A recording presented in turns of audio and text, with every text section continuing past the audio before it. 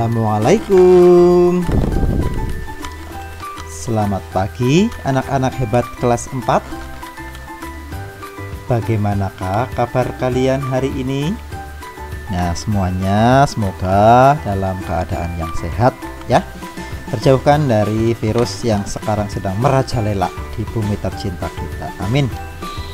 Baiklah anak-anakku, sebelum belajar marilah kita awali dengan berdoa terlebih dahulu. Seperti biasa berdoa, mulai. Ya Allah ya Tuhanku, semoga apa yang akan kami pelajari hari ini bisa bermanfaat bagi kami. Amin ya rabbal alamin. Berdoa selesai. Nah anak-anakku yang hebat, pada hari ini kita sudah sampai di pembelajaran keempat. Nah pada pembelajaran keempat kita akan belajar tentang gagasan pokok dan pendukung ya, tetapi kita sajikan dalam bentuk tabel. Nah anak-anakku sudah tahu ya, sudah bisa cara mencari gagasan pokok dan juga gagasan pendukung dalam suatu teks bacaan. Nah, sekarang kita hanya akan memasukkan gagasan pokok dan gagasan pendukung itu dalam bentuk tabel. Ya, Pak Guru ulas sedikit. Gagasan pokok atau ide pokok itu ya ada pada kalimat utama. Dan kalimat utama itu bisa berada di awal paragraf atau di akhir paragraf atau di awal dan di akhir. Tetapi paling sering kita jumpai kalimat utama itu berada pada awal paragraf atau kalimat pertama.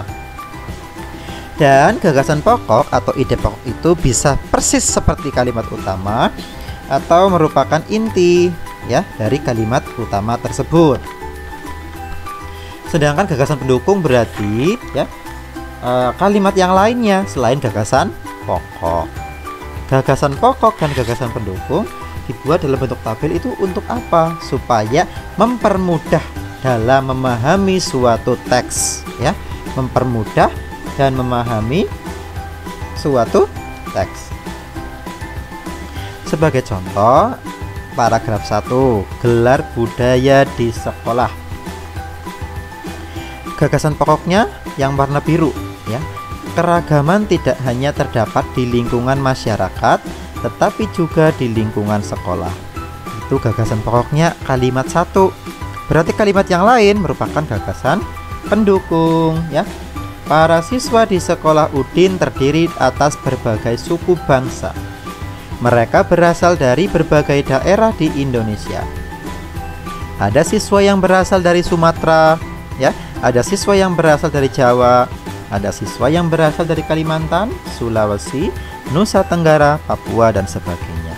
Nah, gampang ya, gagasan pokoknya sudah ketemu, berarti yang lainnya adalah gagasan pendukung. Tinggal nanti dimasukkan dalam tabel. Nah, sekarang perhatikan dulu paragraf 2. Ya, yang warna biru itu gagasan pokok ya, atau kalimat utama atau ide pokoknya di situ ya. Sekolah sering mengadakan gelar budaya untuk memperkenalkan kekayaan budaya Indonesia kepada para siswa. Itu gagasan pokoknya.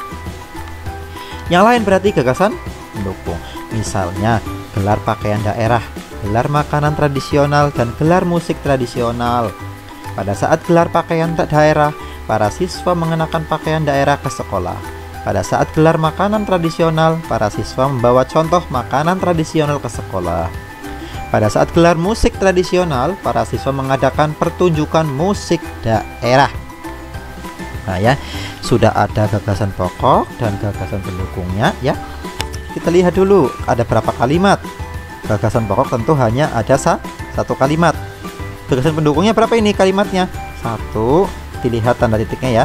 2, 3, 4. Oh, paragraf 2 ada 4 gagasan pendukung.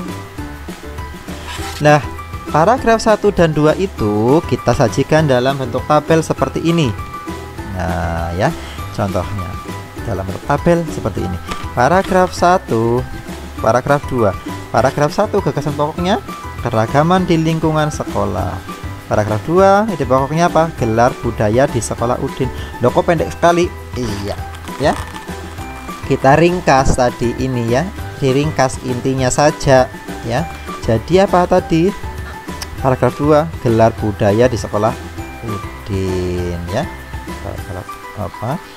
gagasan pokoknya. Kemudian gagasan pendukungnya diringkas juga dari kalimat-kalimat yang ada, disajikan dalam bentuk tabel seperti ini ya. Diringkas dulu gagasannya, pokok dan pendukungnya, baru dimasukkan dalam bentuk tabel. Begitu ya. Yang selanjutnya kita akan menjelaskan bentuk kerjasama di kelas. Nah, pada gambar di jelas terpampang ada jadwal piket ya, ada yang sedang menghapus papan tulis ya, membersihkan papan tulis, mengelap kaca, mengelap meja, menyapu dan mengepel. Ya, kerjasama di kelas itu antara lain yang pertama piket di kelas. Kalian pernah kan, sering kan setiap hari ya piket di kelas ya. Terjadwal hari apa kalian? Nah, salah satu kegiatan kerjasama yang dilaksanakan di kelas. Piket kelas adalah kegiatan membersihkan ruang kelas yang dilakukan setiap hari. Kemudian, setiap siswa mendapatkan kesempatan yang sama untuk melaksanakan piket kelas. Piket kelas membuat kelas menjadi bersih dan meningkatkan semangat belajar. Yang kedua, mengumpulkan sumbangan. Ketika temanmu mengalami musibah, kamu dan teman-teman akan kerjasama mengumpulkan sumbangan. Ya, misalkan ada temanmu yang terkena banjir atau kebakaran rumahnya ya, itu namanya musibah ya, yang tidak diduga-duga, atau sakit. Nah, misalkan sakit membutuhkan bantuan, kita melakukan sumbangan, mengumpulkan sumbangan. Sumbangan itu bisa berupa uang, makanan, dan pakaian bekas ya. Sumbangan akan diberikan kepada temanmu tersebut yang membutuhkan tadi. Sumbangan dapat membantu meringankan musibah temanmu. Yang ketiga, mengerjakan tugas kelompok. Apakah kalian pernah berkelompok di kelas? Iya, tentu sering ya. Kerja kelompok membutuhkan kerjasama antar anggota kelompok.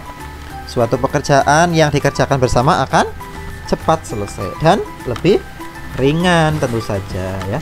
Contoh kerja kelompok ada diskusi, membuat prakarya, presentasi ya, dan lain sebagainya. Nah, kemarin juga kalian sudah belajar mengukur besar sudut. Nah, sekarang mengukur besar sudut segi banyak. Nah, itu ada banyak segi ya. Ada berapa itu? Segi 4 ya. Kita mengukur besar sudut A pada bangun datar berikut. Impitkan garis alas busur dengan salah satu sisi yang muat sudut A. Ini kita menghitung sudut yang ini. Berarti kita himpitkan ininya ya. Terus nolnya lurus. Berarti ini berapa derajat di sini? 70. A-nya ini 70, 0 sampai 70 ya, yang dalam. Amatilah angka yang berhimpit dengan sisi lainnya. Tadi ya 70 sudah Pak Guru jelaskan tadi. Ini kan 0. Ini ingat-ingat ya, ini A ini harus di tengah-tengah ini. Terus nolnya yang dalam, berarti kita angka yang dalam 70. Ya.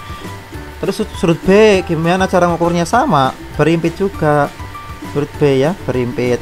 Ini harus ke sini di sini. Terus yang B pakai yang luar, berarti yang luar kita lihat yang luar berapa?